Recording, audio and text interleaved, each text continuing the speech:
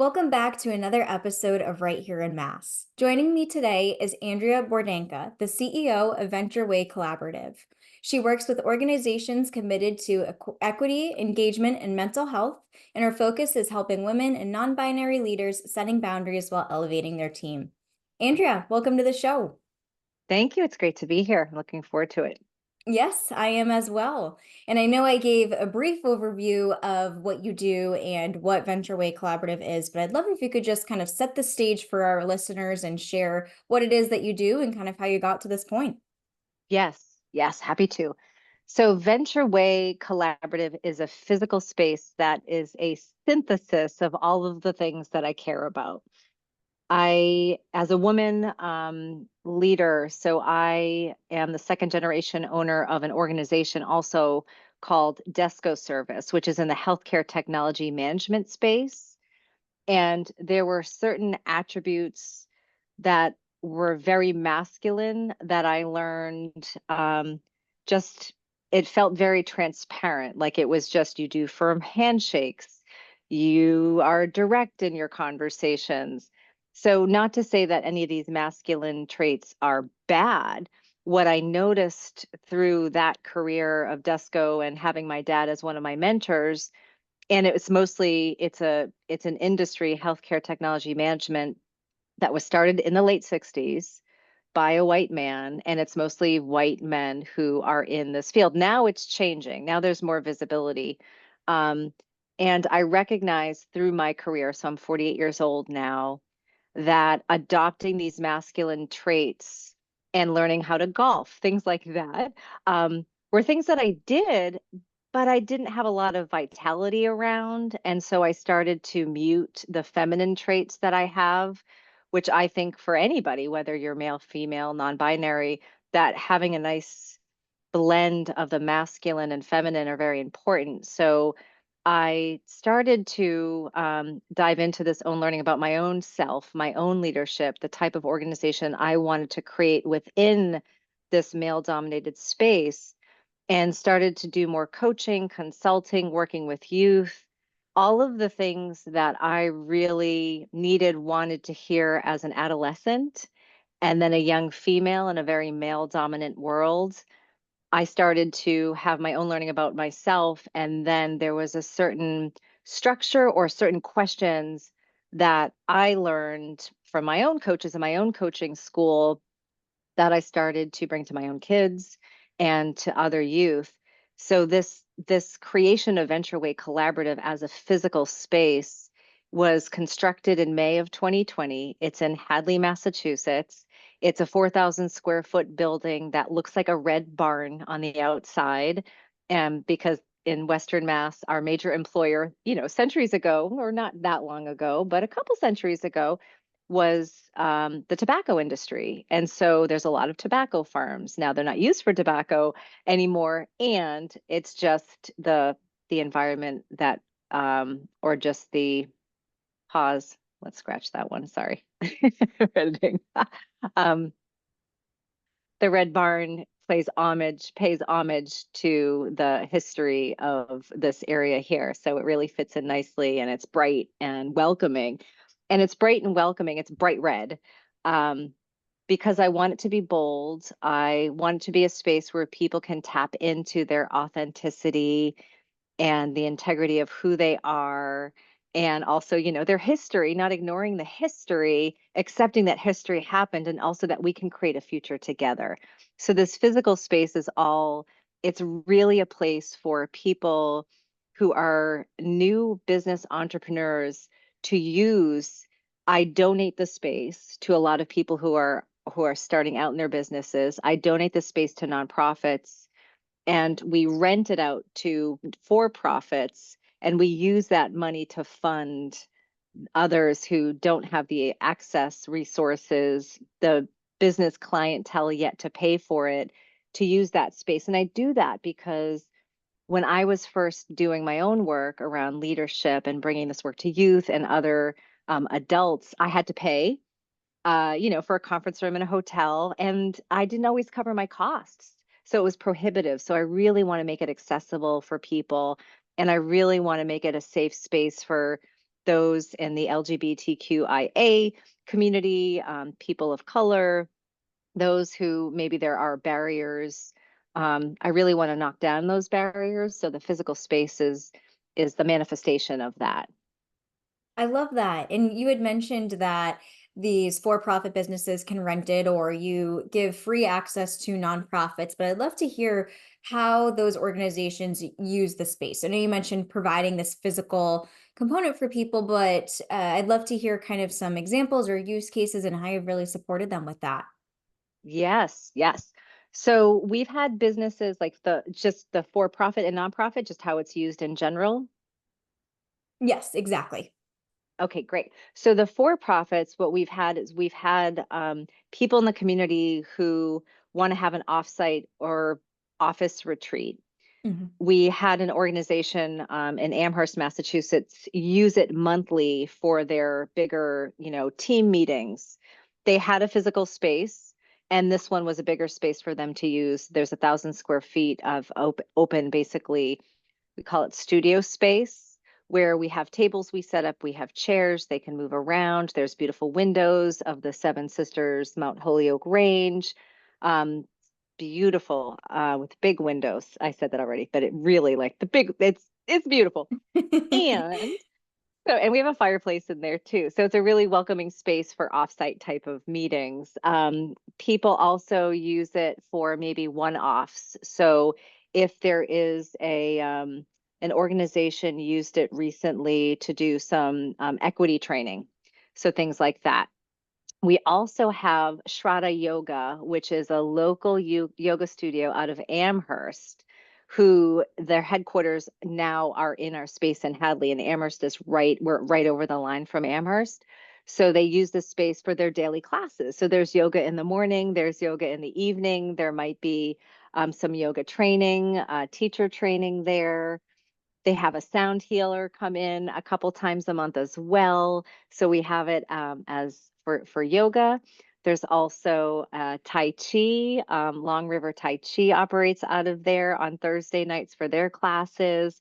So and we've had one-off events as well, so people can actually rent it for one community member used it for a memorial for her mom. So people are really creative in the ways like, oh, I need a space for my events. This is a place where people can have that event space, and we take pride in coordination with local businesses for catering. So we do want to make sure that we're giving back to our community at the same time as well, and spreading the word and the good work of those who have their businesses right here in Western Mass. Absolutely. And I think it's wonderful that it has become a space that has given people the opportunity to connect, gather, grow, learn all of the good things that come from being a human and from being a business owner. And so, having opened it about 4.5 years ago, it sounds like, what would you say is next? So, you've just about hit the 5 year mark almost coming up this May, which Yeah. is super exciting. I'd love to hear the vision that you have for what's coming up for Venture Way Collaborative and how you see it continuing to grow. Yes. So we're actually building an addition in spring of 2025. There'll be another 4,300 square feet, and 2,500 of that square feet is going to be leased out by a local. Actually, a part of the build out is by this local organization called Tiagno Construction, and they're also going to be leasing some office space in there as well. And we also have some offices for people to rent. We get a lot of requests for people to have per diem spaces, not like just a annual lease to an office, but just a place to meet their clients or to do their work that's outside of their home. So we're going to have a few individual offices that people can rent out per diem, weekly, monthly, and also a co-working space within that. Oh, that's wonderful. And so, Yeah. with all of the amazing uses that Venture Way Collaborative has and will have with this new edition, I'd love to hear kind of what sparked, I guess, almost the idea for it. I know you shared your experience within the health tech company that you worked for, but did you do any like research or kind of scoping to see if there was anything that was lacking in the Western Mass area that Venture Way Collaborative could kind of fit, if that makes sense? Or I'd kind of love to hear about the, I guess, Yeah. exploratory process is the best way to describe it. Yeah. So basically, my approach to this physical building is very much my approach to my role in leadership as a CEO and other organizations as well. And that's I want in whatever organization or endeavor I'm engaged in, I want it to be a place that I really enjoy going to.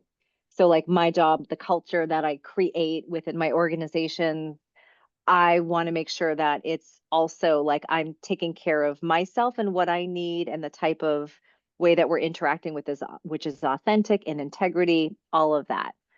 The same is true for Venture Way. So I really wanted to create a building that was a combination of a place where people could have access to at a low cost to be able to like, hey, I have this idea, I want to test out a workshop. So we might have a local coach or community leader want to test something out. And like I said, it's prohibitive to rent a space. So it's like, great, what do you want to do? Is in alignment with, our vision of creating equity and bringing community together. Let's do it. I'll help you. We'll promote you. And also just a place that's lovely. I used to work in an office that was behind a Dunkin' Donuts near train tracks, and it felt like going into the office kind of felt like heavy and a little bit scary sometimes if it was nighttime.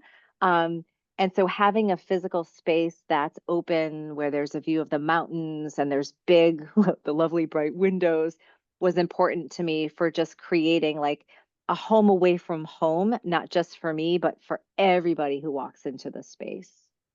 Yes, and that makes a ton of sense because when you walk into any type of space, I mean, it's almost like your nervous system feels relaxed if you're there and you feel comfortable and Yes. at ease and at peace. And so I think it's really great that you've taken the initiative and the priority to build that space that, like you said, makes you feel like it's your home away from home. Yes, exactly right. Yes. And we have, Robert on my team coordinated this podcast interview together. And so he and others within Venture Way go out of their way for the caretaking. So knowing that like the Venture Way is an extension of all of us is we treat people that come into the space, we might go above and beyond making sure that they've got what they need. What Robert will do is he'll send different setups of the room. So he'll organize tables in different ways and just say, hey, is this what you want? Because we really, again, want to make sure that people feel really important and valued and that this is a space that they feel really welcomed and excited to be a part of. And that's awesome. And so I'd love to hear more about your team. I know you mentioned Robert, but who are the other individuals that have really helped to bring this dream and vision to fruition? Yeah, so we have so I have three businesses. One's a consulting organization called Generative Consulting Team. There's five of us on that. And there's Desco Service, which is I'm the second generation owner that my dad started. And then there's Venture Way. Um, and we share resources. Yeah. So we have one team that does our finances. So we have Sandy Glatzel, who oversees all of the finance and the income statements and the invoicing, and her team, Cecilia and Cindy. They really help they will be a point of contact in Rob's absence. So they're an extension, like there's no hiccups. It's like we get it, we get the vision, we want everyone to feel welcomed. So everyone supports each other in that way. We have Emily Hunt, who we've started a youth initiative where we work. It's called Lead Yourself Youth. It's not a nonprofit, it's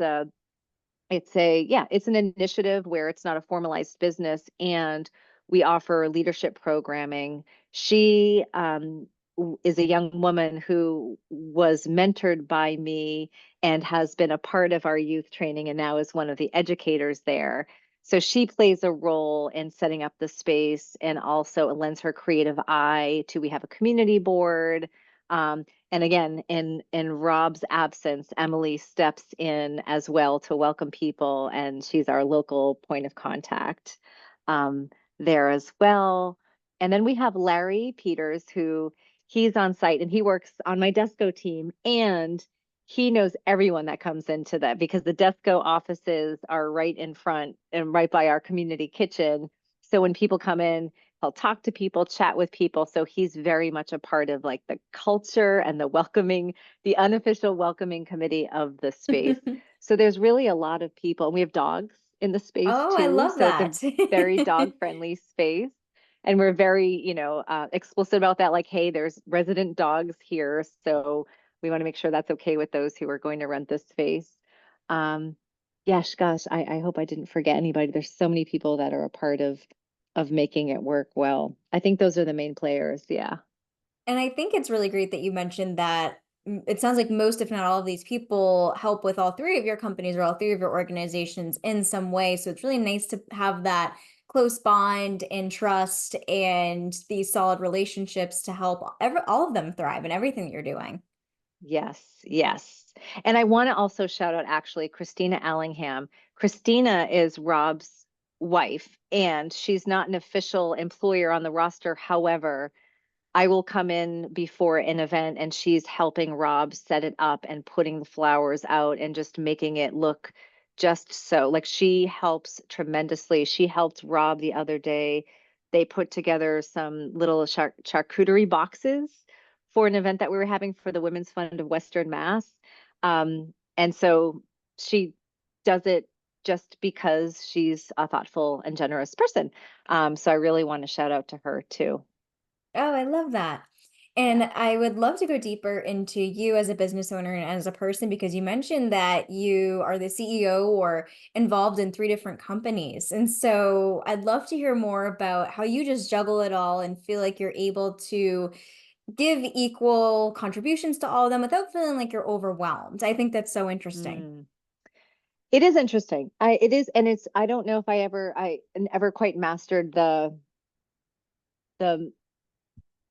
there are moments when the overwhelm comes in. I think what I've mastered is learning to not live in the overwhelm. And so the way that I've learned that personally over the years is there's this amazing discourse called the generative leadership discourse. And within generative leadership, it's all about the nervous system, like you were saying, like there's just paying attention to how are we tuning in and tuning up to the environments we're in and also the people that we're around. How do we tune into our presence and our presence with ourselves and what's important to us, and also our presence in relational spaces like this interview. And over the years, there's been a lot of me learning to discern what's expected of me and important for others, like the being the second generation owner from my dad. It's like there was a lot of stories I had around I need to be like him. He was great at making people feel listened to, valued. Um, and his approach to leadership was very different from mine in good and bad ways, like in negative and positive ways. And so just learning to not try to be exactly like him, so I could be my own self. And in this discovery of, well, who am I as a person, as a leader? Who do I want to be? There's certain traits I adopted that were unhealthy for me, because they weren't mine, because I thought it was the right way to go. And the generative leadership discourse taught me that no, I can actually define what leadership is and what those standards are for me. So being able to do that, it naturally created this ability to align others who are have the same values.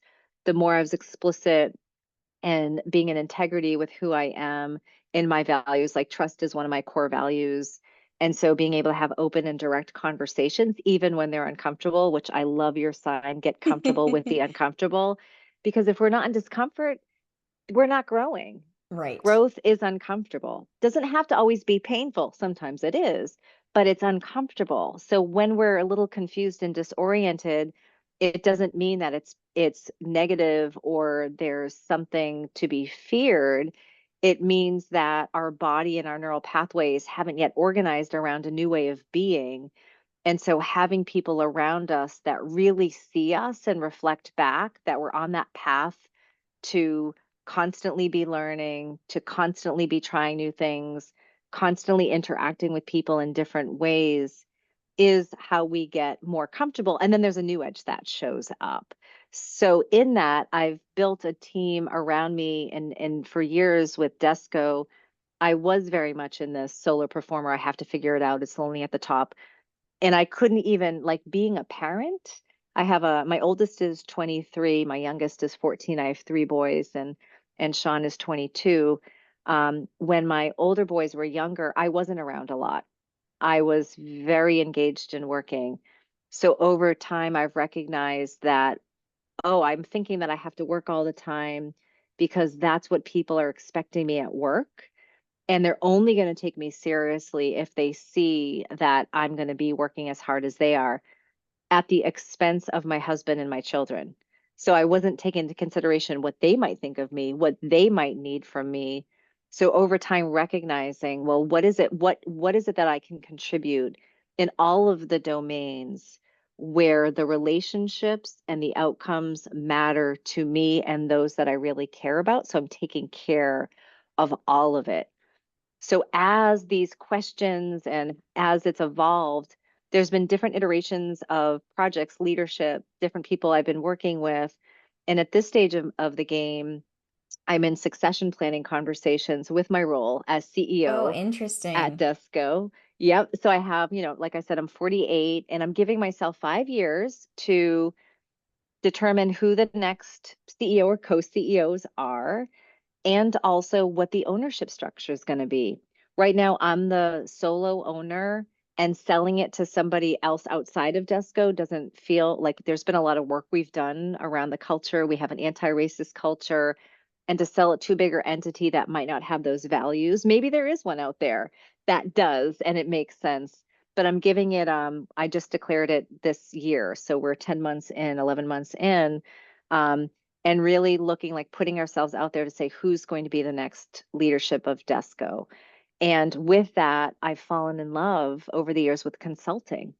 And Mm. I limit myself to the amount of consulting clients that I have because I want to make sure my commitment to my family and to Desco and the space is there. And I rely on teams to be able to do that. And at some point, there's okay, I see my identity, I feel my identity, I love my identity as a CEO of Desco. Like that was there for 20 years. I've been the CEO for 20 years in 2025. And I'm like, that's a pretty good run. And how I feel about my identity as a CEO of Desco is different now. So I really want to look to the future to have somebody else step in who can take Desco to the next level beyond what I think I can do. I know what I can do. I've done it. So there's got to be a better, different way if we get somebody else in that space. And then to do what I love, which is continuing to work with leaders and teams and organizations, build cultures, build engagement, taking all the experience that I've had in the different teams that I've built and work with other leaders and organizations to do that with my generative consulting team. So it's evolved. That care wasn't Yeah. always there and it shifts and it's very fluid. And it sounds like from what you've shared that you've realized that your needs and wants have changed over time, and you've been able to honor that through the three different organizations that you're a part of and have started, and being able to kind of acknowledge that things aren't always going to be the same for years and years, and that's okay. It's as you find things that you feel really passionate about and feel really interested in, and then being able to provide the space or create the space in order to pursue those further. Exactly. And it's like there's that physical space and then there's that, being in relationship with others who are also committed to it. One of the things that I really appreciate about just relationships, including the one with my husband, we've been together for over 25 years now. And when we got together, we were on and off. I became pregnant and we were like, huh, do we love each other? I think so. We were in our 20s and we're like, all right, let's do it. And the thing that I feel really grateful for is we didn't have this like long, solid, relationship where we were together exclusively for a long time. It was just kind of like, do I love you? I think I do. Yes, I do love you. You love me? Okay, like let's do this thing. And over the years, like we've had these really honest conversations with each other about where are we at? Are we unified? How are we going to do this thing with our kids? How are we going to parent? What does that look like? In the beginning, we both had two jobs. He was a full-time student. It was a little tricky. And we were always able to come back to say, what conversations do we need to have? Mhm. And can we be honest with each other? And it might be hard to hear, but can we hold that space together so we don't have any lingering resentments that's going to bleed over into anything else? So we've gotten to a place now, and now my kids will do it too. If there's something off, like somatically, like in my body, in their body, we're able to say, what's going on? Mhm. If someone's a little bit more tense than usual, and then it's like, oh, you know what, I've got all this on my mind, this is what I'm feeling, and there might be some issues we have with each other, but it's because it's like, let me just put it out there and let's talk about it. It's like, great, now we hear you. Now what do we need to do to support each other here at home and also in our places of work? Yes, and I think that is a really great reminder that you bring up is just being able to have those candid and open, honest, transparent conversations with the people in your life. So that way, like you said, those issues aren't bleeding out or kind of affecting other parts of your life or work or whatever it might be.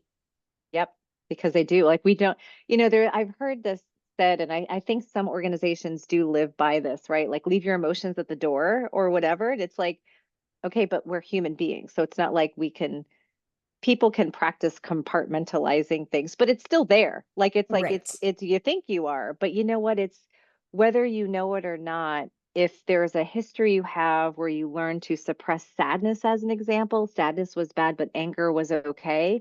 If you're not giving that space for sadness and it's there, you're going to be reactive. You're going to be quick to Mhm. anger. So, how do we create these spaces at work and at home where we can actually acknowledge that, yeah, you know what, my dog died, or I'm going through a really hard time, or, where we can be open about our human experiences in our places of work where it's real, because we're humans, it's real. So creating that space actually creates more productivity.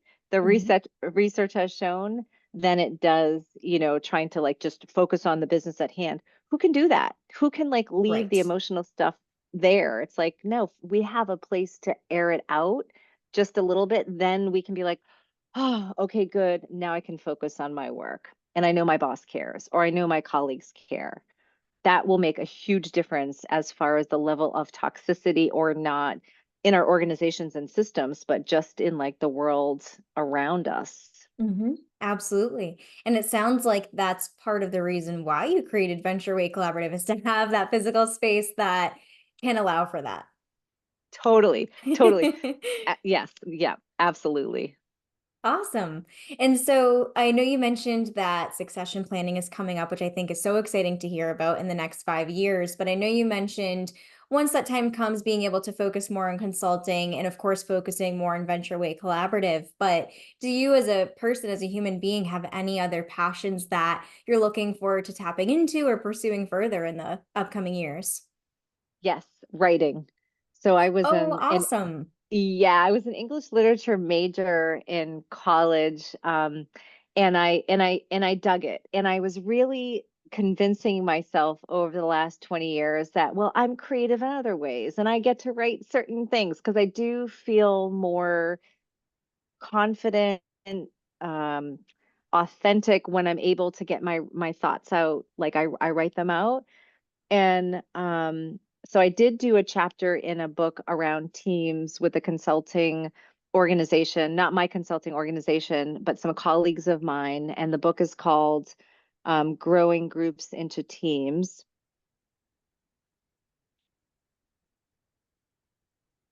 Can I just check on that one? I want to make sure I get the name Of of the book course. right. All right, editing, um, growing groups. I'm sorry. That's okay. Yeah, yeah. So I did write a chapter in a book with some colleagues of mine, some consultants, called Growing Groups into Teams. And um, doing that chapter, so I did that, I wrote that chapter in 2020, and I loved it. It was, it was hard work and disciplined and all that stuff. And it was like, it really brought out, like, it really sparked a light in me. So last November, actually, I wrote a 50,000 word manuscript, and it's a novel based on leadership and the different personalities and profiles of different types of leaders. So I'm actually working with a developmental editor now.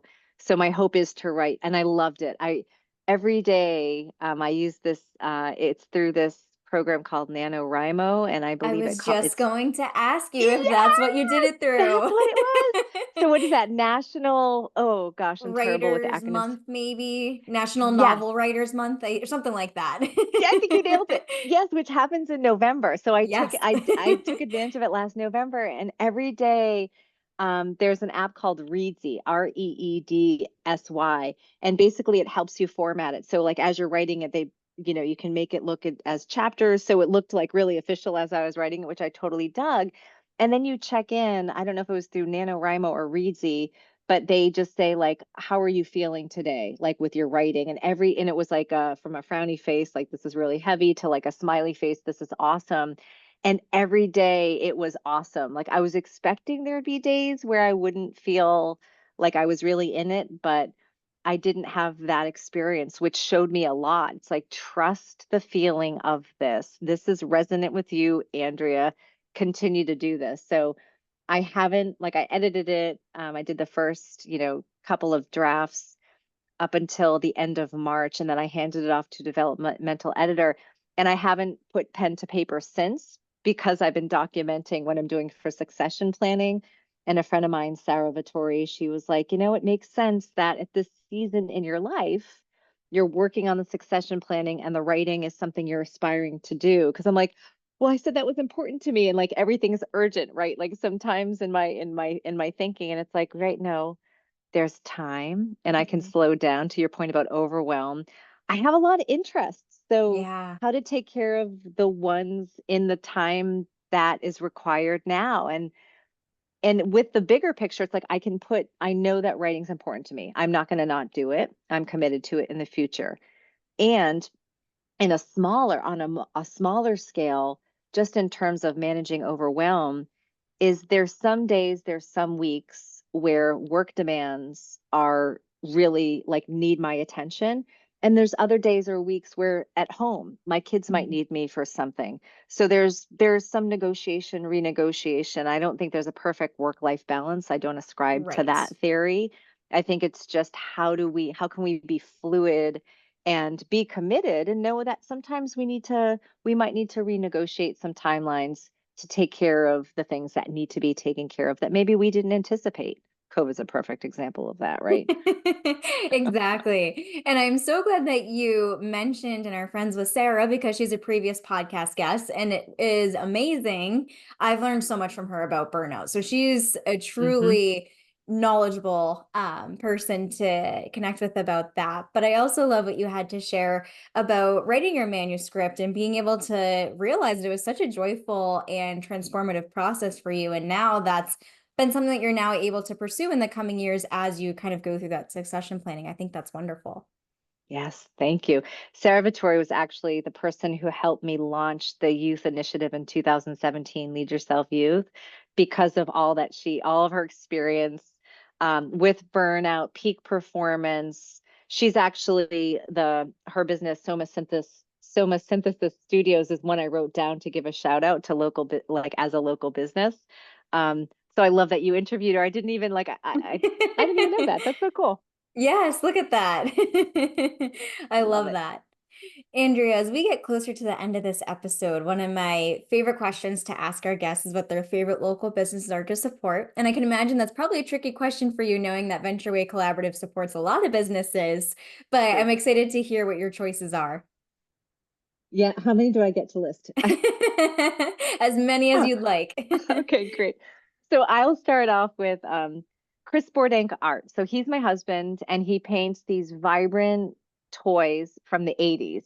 So it's like on a canvas, he paints, like he configures different ways like that are very nostalgic of toys. And for me, Mhm. as someone in my late 40s, it speaks to me. I have an original of Strawberry Shortcake. He does Rubik's Cube, Star Wars stuff, and our house is just covered with his bright, vibrant artwork. So I'll shout out to him because he does do commissions of people's toys, and I think that's really neat. Um, also, I have Soma Synthesis Studios, which is Sarah Vittori. She does these awesome solo retreats. I'm actually going in a couple of weeks where she comes to anyone who's drivable to the Western Mass area. Definitely take her up on this. It's a couple $1,000s for a weekend where she comes Friday night, does some body work, cranial sacral, somatic work, and then she leaves you like to do some reflection. And then it's a night alone. And then she comes back the next day. She spends a few hours helping, like if you want to tap into your creativity or your intuition more. So she offers these, and it's amazing. I try to do it quarterly. I think I've been doing it more like twice a year because it opens up so much for me in terms of getting in touch with what is authentically mine. Um, and then there's also I have Amherst Cinema. It's a nonprofit cinema in Amherst, Mass, a movie theater that shows really cool movies, independent movies.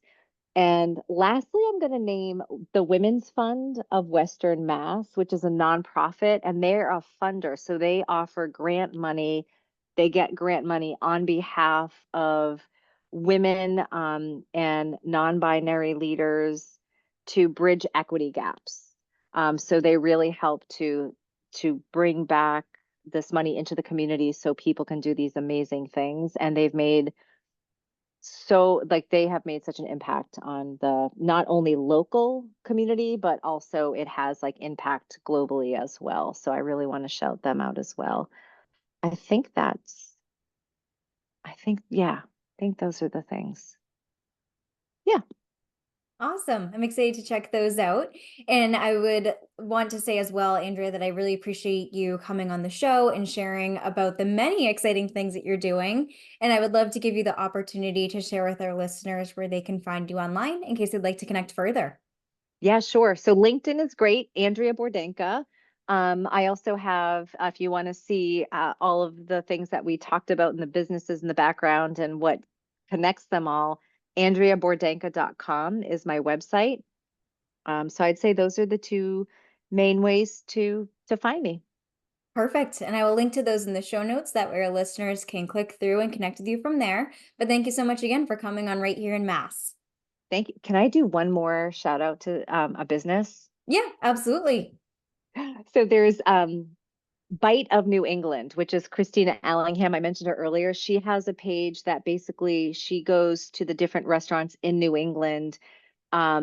So places that you maybe don't know about, want to learn about, she goes out and she has it on her Insta page. She's got like, I don't know, over 10,000 followers, but it's just a cool place to see all the possibilities and all the cool spots. So I would definitely check out her Insta page. Perfect. And I will definitely make sure to check that out. But thank you so much again, Andrea, for coming on today's show. Thank you. Awesome. Thanks so much for this.